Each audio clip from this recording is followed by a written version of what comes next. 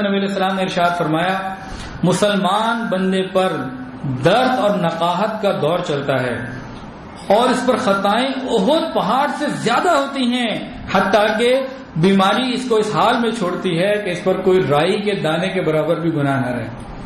یہ جو بیماریاں آتی ہیں اگر ہم صبر کے ساتھ اس کو برداشت کریں اور بیماری میں اللہ کی تعریف کریں تو فرمایا احد کے پہاڑ سے بھی زیادہ اگر گناہ ہوں گے تو یہ بیماری گناہوں کا کفارہ بن جائے گی۔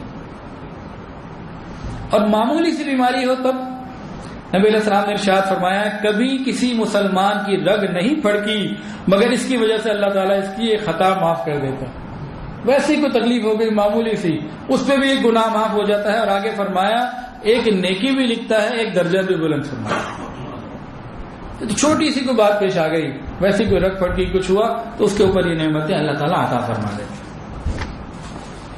اور ایک حدیث کے اندر نبی علیہ السلام نے ارشاد فرمایا بیمار کی عیادت کیا کرو اور بیماروں سے اپنے لیے دعا کی درخواست کیا کرو، کیونکہ مریض کی دعا قبول ہوتی ہے، اس کا گناہ معاف ہے۔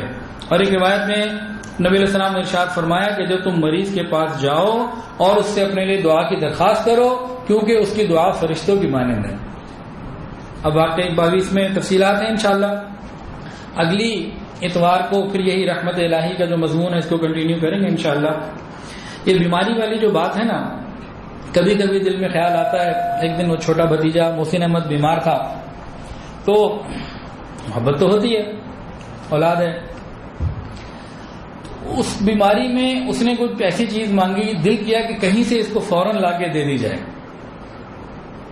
تو چیز ایسی تھی جو بیماری کے خلاف تھی، مطلب بخار ہے تو وہ کوئی آئس کریم مانگ رہا ہے تو آئس کریم تو ٹھیک نہیں دینا، لیکن جو اس کی چاہت اور طلب کے اوپر دل کی تمنا یہ تھی کہ بھئی جو یہ کہہ رہا ہے پورا کر دو، یہ دل کی چاہت کی بات کر رہا ہوں، دینا نہ دینا وہ حکمت ہے۔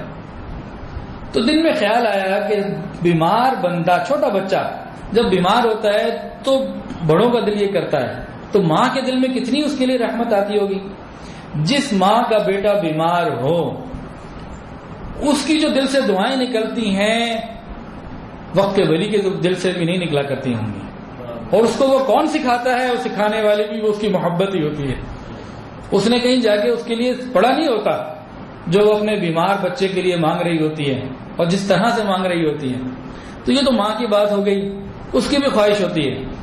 تو پھر پروردگار عالم تو 70 ماؤں سے زیادہ محبت کرنے والے ہیں۔ تو جب بندہ بیمار ہو جاتا ہوگا اور اس بیماری میں اللہ سے مخاطب ہوتا ہوگا، اللہ کو کتنا پیار آتا ہوگا۔ اللہ تعالیٰ کی حکمتوں کو دیکھتے ہوں گے، بھئی میرے بندے کو دنیا میں کیا دینا مناسب ہے اور آخرت میں کیا دینا مناسب ہے۔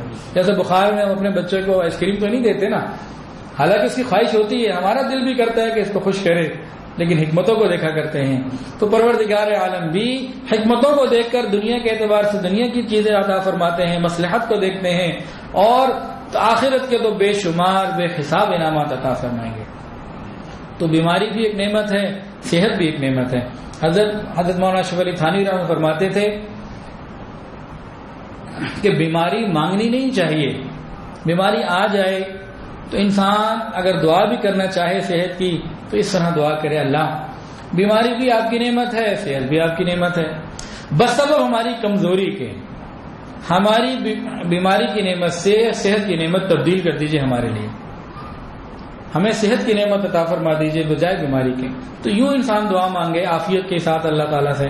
بہرحال اللہ تعالیٰ سے دعا ہے اللہ تعالیٰ محض اپنی رحمتوں سے ہم سب کے گناہوں کو معاف فرمائے اور ہمیں دونوں جہان کی کامیابیاں عطا فرمائے۔ وآخر دعوانا ان الحمد للہ رب العالمین۔